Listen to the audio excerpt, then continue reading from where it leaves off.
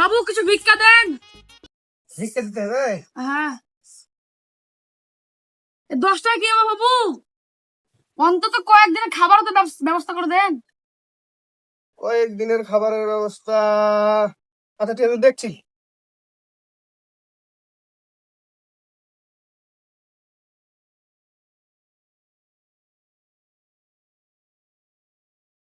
তুই এগুলা ধর, আমি তোর জন্য কি ব্যবস্থা করা যায় আমি একটু দেখছি। হ্যাঁ তুই বস। ঠিক আছে।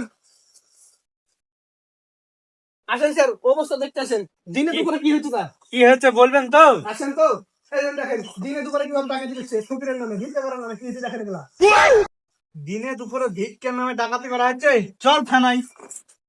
1 বছরের আগে তুই ছাড় পাবি না খুব। ভাই আমিও খুব একটা বড় লোক নয়, বুঝতে পারলি তো, যতটুক পাইলেন ততটুক করলেন। 1 বছর এখন বসে থাকা তুই যা।